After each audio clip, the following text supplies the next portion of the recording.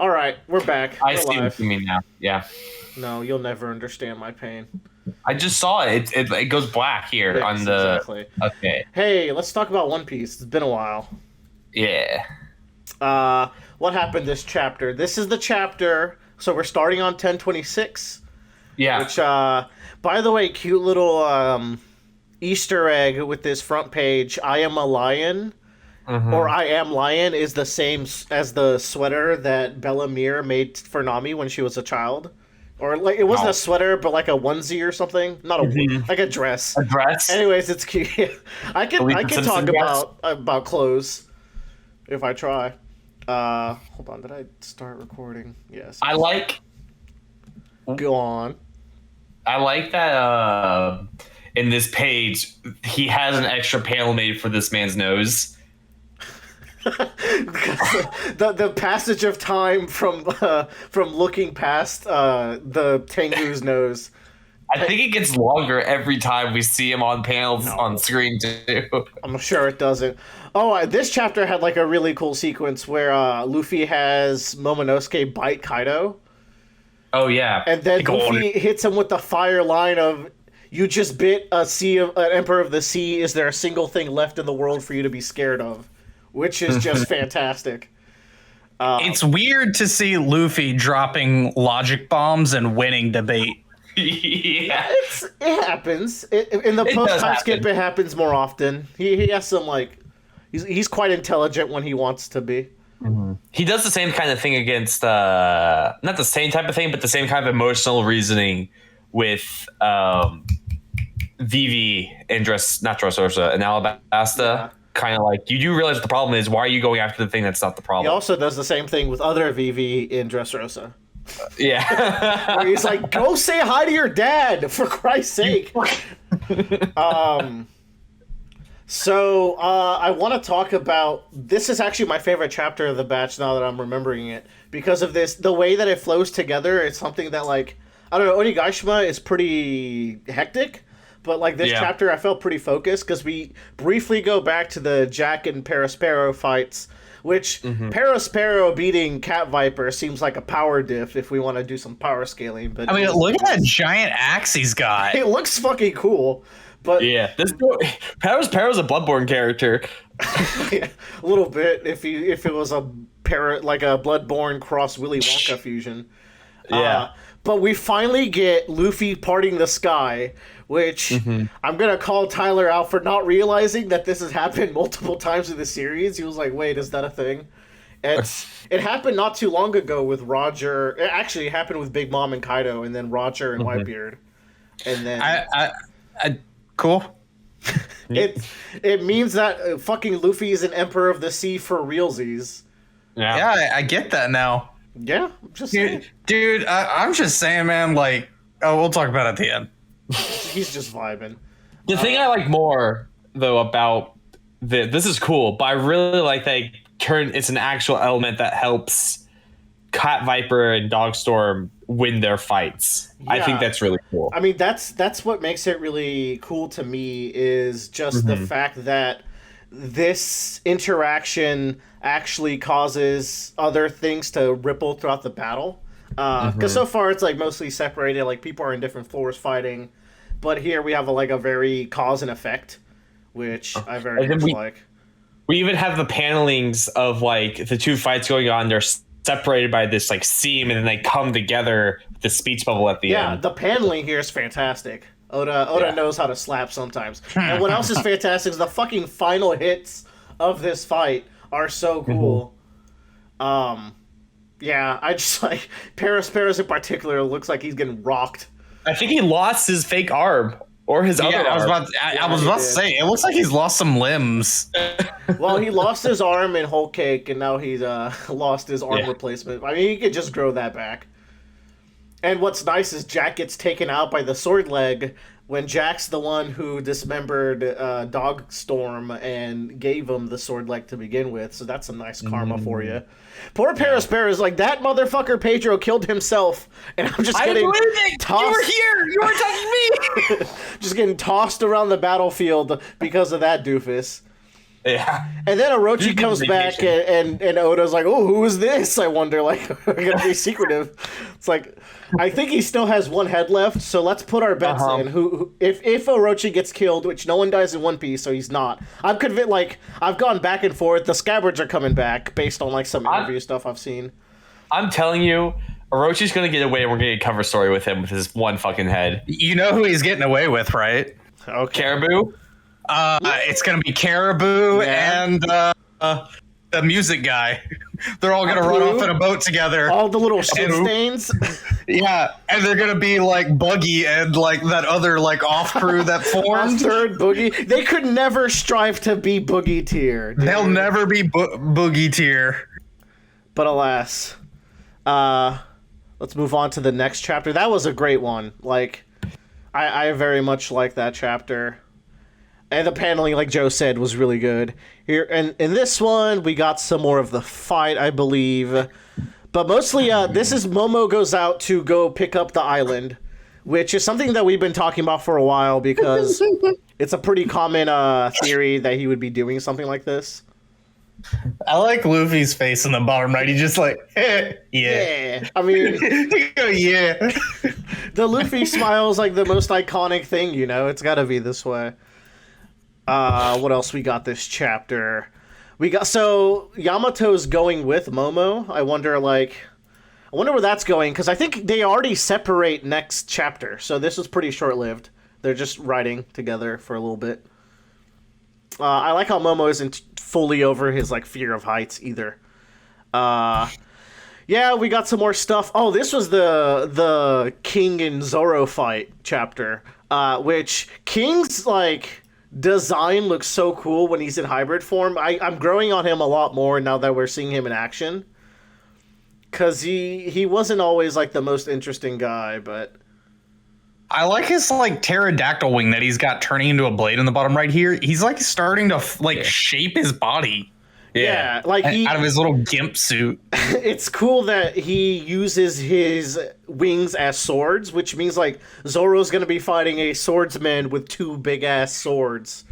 I like how he's like, "Don't help me, Frankie. I gotta do this on my own," which is like, we're at war, buddy. Granted, Frankie can go do other things. This is probably like some of the highlight pages of the chapter for me. King coming out of the flame or out of the smoke, and then like how angular he looks in these attacks, and the impact of him clashing with Zoro, sending him straight through the top. Like, this is great action. He looks like kind of like a Power Ranger like villain character with just how fucking weird he looks, and just like, I don't know, like I love his design with the wing arms. He's gonna come out going, "Ah, the Power Rangers will never defeat me."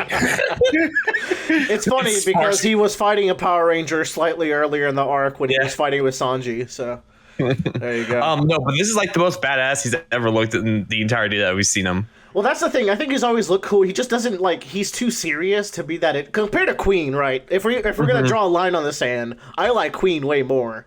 And I had high hopes for Jack, but we saw where those hopes took me. Queen is the crime against nature. Oh man, we talked about crimes against nature with Sasaki, but it gets way worse. It's so. But no, this was just cool to see this interaction and see the fight more. I think this is also maybe the first fight in the new world, but correct me if I'm wrong, like where Zoro is actually kind of like on the back foot a little bit. Yeah, Zoro sort of tried against Pika, and then every other fight he washed. Like Monet got washed. Yeah. Freaking Hyozo got Omega jobbed basically. Like he was just like a fodder for Zoro. So yeah, Zoro's been pretty overpowered since he defeated Mihawk, according to Joe, in between the time skip. So, y'all ready for this? I'll give you a hot take right here in the middle. Let's go. This is a descendant of Ryoma, or aka Zoro's kin. What? Where are you getting that? Come on. Where are you getting that from? Look at his hair. What does that mean? Look at the eyes. The swordsmanship. Like, who else would... Like, the last time Zoro actually had to try was, like, against Ryoma all the way back when. I mean, minus, like... Kuma, when he got lighted. Like, yeah, that wasn't like, the last time. Okay, so... We go all the way back to Spooky Island, okay? Thriller Bark. Yeah, he tried.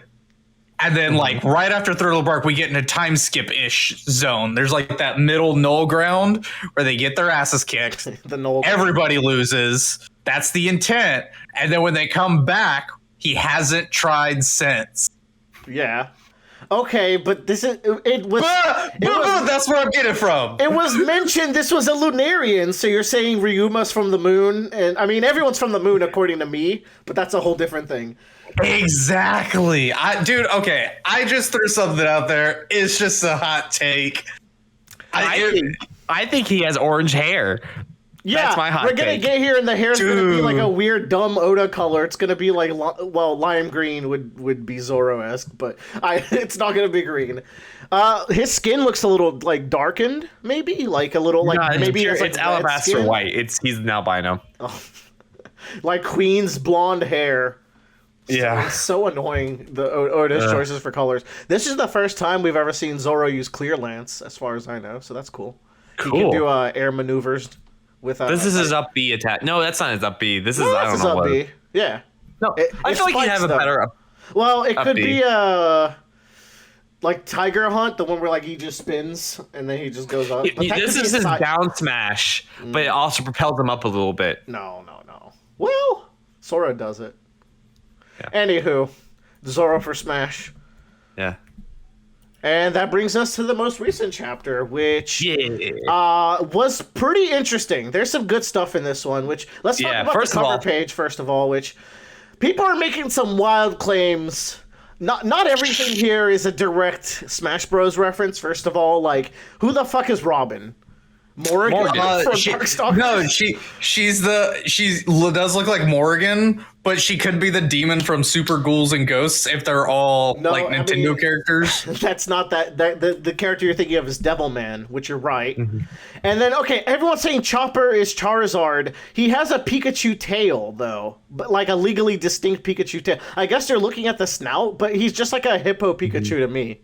Personally, I thought it was Yoshi. Zoro as Link is no, that is not Yoshi. He's got the Pikachu, and you mentioned the cheeks. Also, I know his voice actress is Pikachu's voice actress, so it all comes together. Okay. That's obviously Donkey Kong and Ken. Brook is an interesting one. I'm gonna say actually he's Kid Dracula the assist trophy, which means there's 2 assist trophies here, which is weird. And then Jinbei is, of course, like a Wario, Mario, Luigi. Don't you mean Jirio? Because it's Jimrio. No. Wait, why are we even doing Irio? He's Jumpman. Yeah, he's Jumpman. Yeah, he's Jumpman. And then like Sanji's weird because he's got like he could be a Splatoon gun, but he kind of has like a Star Foxy outfit. So I feel like I don't know. I feel like it breaks down. Could be Contra or maybe Master Blaster. Regardless, I don't think it's either a great of those cover are page. Smash. Either way, gamer girl Nami, you know she does not cap her stream. She's on top of that leak that came out the other day. Man, she got that spaghetti strap. You know all the girls in your neighborhood that wore the spaghetti strap. What are you talking about, Tyler? You know what they causing trouble. Y'all, Rob fucking Lucci's back. Yo, I mean, we've seen him, but like. He's getting like front and center now. Well, to be fair, he was also front and center in Reverie. But what's more important is that they're sending boats to Wano, and they're almost there because those are the pillars that's outside the island. I think that fog would be the big step because Wano's like a big step. So yeah, it's like in the horizon there. That's a good point. So shit's getting fucked in like 30 chapters. I've had it in the back of my mind that I thought it'd be cool if the Marines show up. Like, there's the whole, like, will the raid go successful? Like, is this going too easy? One way that it could spice up, like, if the Straw Hats lose, the Marines can show up and it can just be chaos, which allows them to escape. It's hard to think of that route, though, because they're kind of kicking ass. So, we've been talking about, like, if Oda's trying to set us up for a switcheroo, but hard to say, right? What I do like is, like, Brook doesn't get a fight, but he might be on Robin guard duty. And if someone comes to kidnap Robin, that could lead to a cool scene for Brook, where he has to stand up for her and, like, have his, like, get the shit beat out of him moment again. Everyone gets one every once in a while. You got to rotate. Because he's the only member other than Jinbei that wasn't at Eni's lobby. Yes, and Jinbei fought a CP9 member, right? Yeah. So if CP0 members come, or Jinbei fought an ex-CP9, and maybe Brooke could fight a CP0 character. That could be interesting as they try to like capture Robin. Big Mom is also after Robin, and I think so is Kaido. I like that Oda is remembering that, this character is actually really important for the crew to have. I should make that a plot device now. I feel like Oda doesn't forget. We're just forgetting that this series is long as fuck, and it's going to be years before certain plot points are like... People are like, Oda wrote Smoker out of the story. I'm like, wait, Smoker's going to be Lodestar Island. It's going to be a 3-beat of Alabasta, Punk Hazard, Lodestar. Just wait on it. So... I think what's also interesting is that I thought Robin was out of the fight permanently because she was like knocked out cold after that whole Demonio thing, and now she's back and running around. She just seemed fatigued, I guess. Yeah. As she used a bunch of the hockey, maybe whatever that was. We'll see one day. I was wondering if that was like a Gear kind of 4 situation with Luffy, where it's like, if I do this, I'm out for like 10 minutes, so don't let me die during that time. Side note: did y'all see the anime version of Kiku versus Kanjuro? No, I did not. I saw a clip for it. Tyler sharing clips from the anime, which I've said before that's the best way to enjoy the anime is through the clips. I will say people were gassing that up as really good. Like they made it really flashy and emotional, but they really stretched it out. I think you can make something really pretty, but the pacing can still be hurt. And I don't know if y'all check it out later. Let me know what you Kiko versus Kanjuro, not Dindro, correct? Yeah. Okay. What else we got? So, Yamato's going to go defuse the bombs. Now, why would this happen if Momo isn't going to succeed, right? Does it mean Momo is going to fail? Also, this doesn't make sense for Kaido. Why would he rig his whole place with bombs if he knows he's going to drop it? I don't think he has bombs. I think if Kaido loses, it will drop and become a bomb. I think he's just got lots of military weapons on his island. Maybe. I thought it wasn't the thing that it's there's weapons on the island, but then there's also a lot of gunpowder and weapon factories in Wano Kuni. Yeah. So I think what Oda's There's a massive armory beneath the Skull Dome. It contains countless explosives. That's what the reason she's giving. But wasn't last chapter the thing where there's a bunch of explosives in the factory? We might have to reread that and double check. Either way, it could be a combination of both, where it's if we at least take out the explosives on the Onigashima, it won't be as explosive. But maybe maybe the idea is it's just gonna blow up everything except for the main structure, because it might be maybe Kaido really want to do a murder suicide. It's this is gonna be the last thing that will probably kill me. Now that would fit if it wasn't the new Onigashima plan. He's we're gonna go get the One Piece and get those secret weapons. So he has plans past today. So that you're right, but Joe. It doesn't make sense then why he has bombs. Bad writing. Is this a strike against Oda? We'll have to find out and reread. Unless, of course, these are lies, and he lied about it to Yamato. Yeah, about what those are. Maybe. Also, another thing, Toei has greatly enlarged Yamato's breasts already. They couldn't even wait. They couldn't even wait till the arc's done. They're big boob, go. I personally like Yamato having actually realistic big breasts as opposed to big old fucking Nami balloons. But hey, that's just me. Toei knows what gets them the figure sales. Mm-hmm. Which leaves us also very cute full transformation form. But this leads us to the Sanji Queen fight, which is it starts off pretty normal. Sanji's getting knocked around. He's well, I'm feeling a little weird, and let's just get down to it, right? Let's get to the star of the show, which is this page. What the fuck, man? I think this one's... Is this one too far? This one might be too far. Okay, the Triceratops, it's okay, it's a bit silly, but you know what? You took something, made it a little bit more interesting, and whatever. I'll take it. This is nonsense. You're snakiest! The snake... He disconnects himself from his body. What does he do when he gets knocked out? Well, he has to snake his way back in. if Sanji knocks him out, is he cut in half? Is he like a robot? What happens? So you mean if he goes back to human form? That's horrifying. Yeah! Oh, that's a horrifying thought. No. Oh my god, that's so fucked up. Here's the thing. Queen's kind of fucked up in general. How come he's only a cyborg in hybrid form? It genuinely doesn't make sense. No. Here's another one for you. All right, Queen is actually a midget in a head costume. Like everything, like from the like top of his bot, like where the top of his like clothes go, all that down is a robot, and he's actually a really short dude. I'll buy this. I'll take that. That's the only, because like One Piece is absurd, right? I feel like Wano in particular has kind of lost his fucking mind. Did y'all notice the Yakuza general in the bottom left going like even he's like what? I like how the gifters and whatever like, yeah, he's doing his super move. He's seen this one before. It's like, the true power of the ancients, my ass. Jesus Christ. And then the stupid gag where he's like, all I have to say is say the name of my thing and it'll shoot the launchers. Ah! Like, so stupid. Yeah, that like builds onto it. I think he's just a small. I think it's like multiple midgets in a suit running this giant robot. No, he has to yell his attacks so that then the other shorties in the other part of the like compartments can do the attacks. That would be wild and honestly make more sense. How have we gotten to the point where multiple small men in a machine makes more sense than what we're actually seeing? Like, it's a bunch of squirrels in a giant robot suit. It's the Todadas from Totoland. From Dressrosa. They're back. It's a bunch of tiny numbers. It's the real numbers. So I guess this is the truth, man.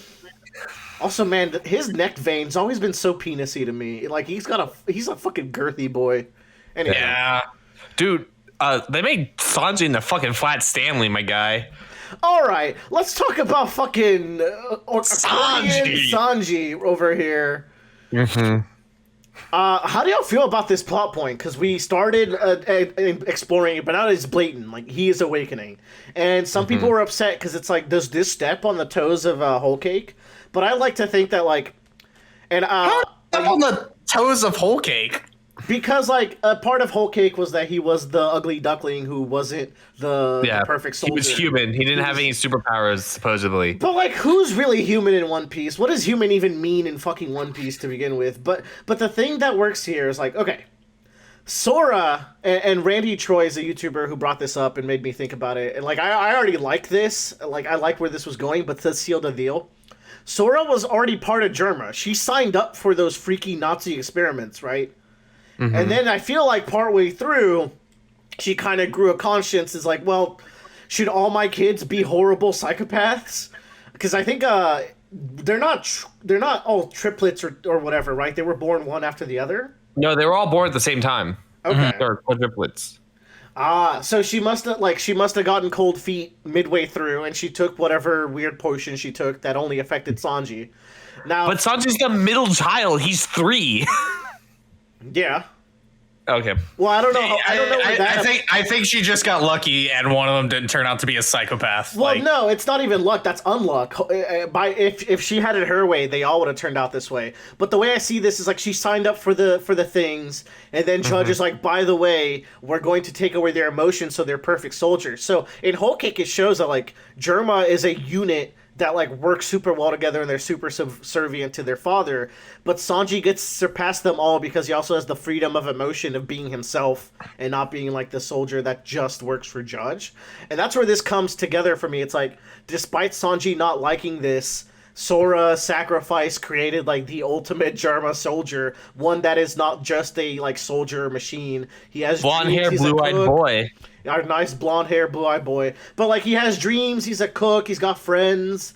He's a fucking asshole. But whatever. Like, if this is where he is now, he's only like he was already stronger because of all those things. If he becomes like Germa, he's gonna be even better super soldier that they can never be because he was already stronger than them. Like, people are just mad. That's just the Zoro stance coming out being like, he can't be stronger than Zoro. He can bring his bones back. Zoro needs Chopper to give him medicine. Yeah, Zoro's on steroids right now. Sanji just like went. Zoro's gonna pass out from his drugs while Sanji's gonna be fit as a fiddle by the end of this, and it's just gonna be like, look who's on top. I think also it's important is he didn't develop this at Whole Cake. It developed afterwards, so he still had to rescue his family and save them while as a human being, as the outcast. And Judge doesn't get to like look at him and praise him for what he is. Like, and it'll probably come around when they. Go ahead, Joe. They'll probably come around when they have to do the huge battle and they have to literally call everyone except the world government to be like, if you don't come and fight at this fight, you are literally going to die. So you either get the freedom that you have or whatever. Well, and there's going to be a panel spread. Like, they fought to let him escape, so I guess they're even in that yeah, sense. And they gave him the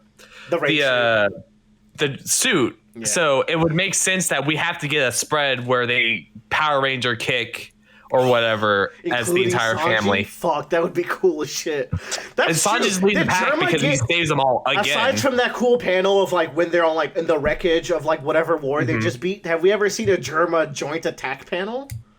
I don't think we have. I can't remember any. So here's the thing: I need Judge to come back, and like this is one of the best like emotional plot beats in Wano right now. If Oda decides to follow through, like if Sanji goes like a route where it's like, he has to struggle a little bit accepting this, but he has to use it to be queen, and then he can kind of like reflect on that at the end of the arc. I think that'd be a cool character moment, and would be one of the best character beats in Wano potentially. I like what are some of the other good ones? Like we got the Momo stuff and the Kinemon stuff, but like out of the Straw Hats, Robin stuff. That's not like an emotional moment. That's just hype. That's like Robin. That's like. Robin's emotional for us. You know the end of Metroid Dread? That was Robin is Samus going fucking bananas, okay? So I have some hot takes. I got some hot takes from March coming up. March? Oh, you got the spreadsheet up. Oh, shit. I've got the spreadsheet up. So I don't remember the last time we talked about this. Probably March, last March. Like a year ago. No. We've talked about it since then. So, I have some things on here. So like Zoro fighting King and Sanji fighting Queen, like that made sense. That's a freebie. Yeah. That's a freebie. Yeah. But the big thing I kind of had like is Cypher, Pole, and other generals showing back up, and that's been on there since March of earlier this year. Yeah, that makes sense. I still think maybe we might get to see the new general on these ships coming. We could. It might be Meteor Guy. It could be Meteor Guy again, but we might get the new one. I think it's gonna be Green Bull, especially with the hot theory that Green Bull is like part of the Shimotsuki clan, and that actually makes a lot of sense. But I think it's gonna be Green Bull with the SG-1 that we learned about in Reverie, where they're like, we have this. No, they're like, we have this weapon called SG-1 that's going that replaces the Warlord system. So we might actually get to see that being displayed here at the end of Wano. Which is like, how does this arc end happy? If the Marines show up, there is no happy ending for this country. It's over. Doesn't, man. I told you a long time ago. If we line up One Piece arcs, pre-time skip and post-time skip, this is the arc right before shit gets insane again, because we had the Robin arc, we had Water 7 and Sambodi, which was where stuff got insane in the archipelago. Yeah, and it's just like there's not going to be any separation from here on out. I think from here on out it is a non-stop ride. It could be. Yeah. What if they don't stop Onigashima from falling and Wano actually blows up? That'd be fucking sick. That I kind of need it, because like the arc's pretty straightforward. We can all agree like there's minor twists, but it's a pretty straightforward arc. I feel like there's got to be something. Because like, yeah, like I feel like another thing that is a prominent like theme in One Piece is like when they come to a country and they're corrupted by the world government or there's something going on there, they have to go in and fix it. But part of fixing it is breaking the system, like both like literal and figuratively. I think Dressrosa is the best example where they destroy the fucking town square. Yeah. So now, like, what if it's like, and Wano's been under this for like literally years, generations even. So like, it would make sense that it's past the point of recovery now, and it can only be destroyed, or it just caused self-destruction. Yeah, but the characters aren't really talking about, because even in Dressrosa and Fishman Island, like the characters are like, Luffy, fucking blow it all up, do whatever you have to, we need to start fresh. Have the Wano characters really talked like that? I feel no, but that makes it the better irony is that they want to go back to where they were before, and they're not wanting to admit like that what they were doing was wrong. So it makes sense that they have to completely be destroyed. Does that make sense? Yeah, like it could play out like that. We still have X-Drake. Remember, X-Drake is not in the fight right now. Right, because Killer's doing Starboy. God. Yeah. So what the fuck is he doing? X-Drake and Law are both AFK. Law is with Kid. Big Mom. With Kid. Yeah. We saw him not too long ago. Okay. So Oda says that One Piece is going to finish in 5 years, and he says that's pretty hard periodically. But let's give him like a rounded 6 or 7. If we don't stop by Elbaf, and we just go directly into Endgame, then, or maybe the Endgame starts at Elbaf, then yeah, like maybe shit goes really sour here, and we have to like go do some shit in Elbaf, and then go get the One Piece, and then go fight him, or Blackbeard, or Akainu, or whoever it may be, or all three. Or all they all just once. come together like a big Cerberus monster. Ooh.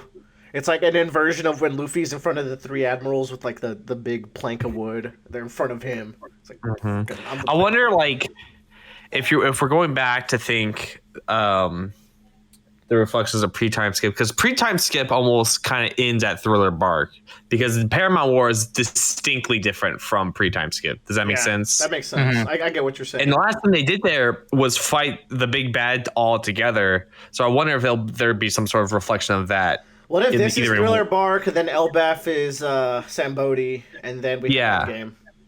Yeah, but like something like that. I don't know. I would love for like them taking down the Emperor is we have to all come together and take him down. Like Luffy would Luffy would love to do it himself, but he's going like no. The Emperor as in M, or the Emperor as in Kaido? I mean, if we're going off of like this is Thriller Bark, and then after this is Sambodi, then they all Kaido. have to work together for Thriller Bark. Yeah, that's what I'm saying. So they have to come together to defeat Kaido. Look, Oda stretched over and over that on a one-on-one, always bet on Kaido, right? It almost feels written in stone when he says it like that. So, like, what's the twist on that, right? It keeps the escalation kind of going because Luffy can take an Emperor down with his crew. So now the next step is he can take it down by himself. And then... yeah, but like he did take out a second in command last arc, so I don't know. Maybe that's a bit of a side joke. I feel like people would be upset if Luffy has to do it with the Straw Hats. I would prefer it.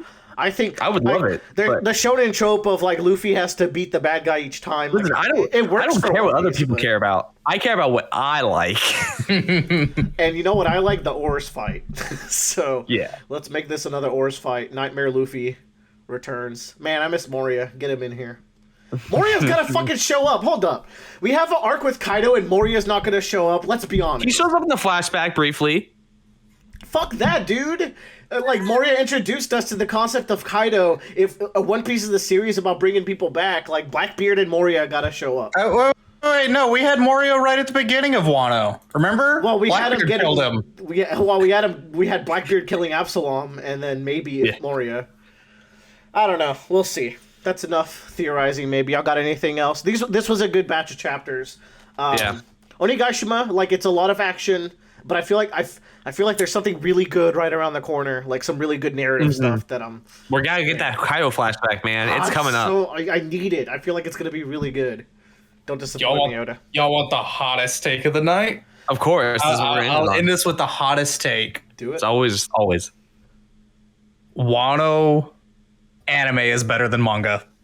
Ooh. People say, okay, is it like you don't stick? I'm extremely episodes. I've watched a few of them. I started catching up again. I'm extremely disappointed that this is the arc I started reading. Why? I think the anime is better at this arc. Well, I like you're talking about pacing, or you're talking about pacing earlier, and I'm like, I'm a really fast reader, and I have to slow down because Oda's really good at drawing, and I like look through every single piece in detail. Also, he puts a lot of words on each page too, more than your average manga. I read Dr. Stone. That's like all words, no drawing. Oh. But it's like you're talking about the pacing with the Conjuro, in the most recent ones. It's like I like the dramatic pacing personally. It is a very much personal thing. Give that clip a watch. You might like it. I know a lot of people did. I just personally didn't. I understand, like, because they make it look cool, but like they kind of just drag out every strike and every visual beat a little too long. You'll see. The thing about the anime is that being said, I still know every episode is only about 15 minutes. Yeah. When it's supposed to be like 25, there may be 12 to 10 to 12 minutes of actual content. But here's the thing. When I sit down and read One Piece, that's how long I usually take to kind of absorb everything anyway. So it's like, would I rather that be animated or manga? That's fair. I'd if you want to switch to the anime, we'd lose. It's not too far behind. Yeah, but we would have to say goodbye. I'll finish this arc out. Oh, you're gonna drop out after the arc? You gotta come to One Piece with us, bro. You gotta come to One Piece. You can't pull a Shanks the Buggy and just fucking dip. Well, we're gonna replace you with lame ass Bradley. It's gonna be you, bro. Come on. What are we gonna do when Bradley gets to Wano? Are we gonna redo Wano? We'll do it very fast. We'll do it live. We'll do it live reading of Wano. Actually, when Bradley gets to Wano, I am going to reread Wano because I need to kind of absorb how Oda was setting stuff up, because this arc has a lot of shit going on, and I feel like I'd get another level of appreciation if I reread it. Yeah, it's officially past Dressrosa, right, in length. It's so fucking long. It might be long. Is it longer than Dressrosa? It's not as exhausting as Dressrosa because of the act structure. Particularly Onigashima really feels better than Birdcage to me. I think also all the characters we've been introduced to have been interesting, at least. The ones that are at least in the fight here. Yeah, Dressrosa introduces you to the Coliseum boys, and you don't know if you should care about them. In this arc, we already cared about everyone showing up. Everyone except for the scabbards that we met are characters very new. We knew going into it that we should be looking out for these people, so we should be paying attention to them. Yeah. So we have a better idea of what our scale is going to be. The only new character is Yamato, really, and then some of the scabbards, and Yamato's a slow process. She's growing on me slowly, but I don't love her yet or anything like that. Yeah. There's also not Okiku, Otoku, the Tengu guy, those the are cheekbone. But those are side characters. Those are the art characters. They're not the fighters, because in Dressrosa it's look at all these new fighters and where's my Usopp fight? I mean, Usopp kind of gets a fight, but where's my Sanji fight in this arc? Instead I get Cavendish. Who the fuck is that? And then you grow to appreciate them in hindsight. Anyways, that was a good little One Piece chat. Any final hot takes? I've been as hot as I could be tonight. Good. It's steamy. All right, thanks for joining me, gents. Bye-bye. Bye.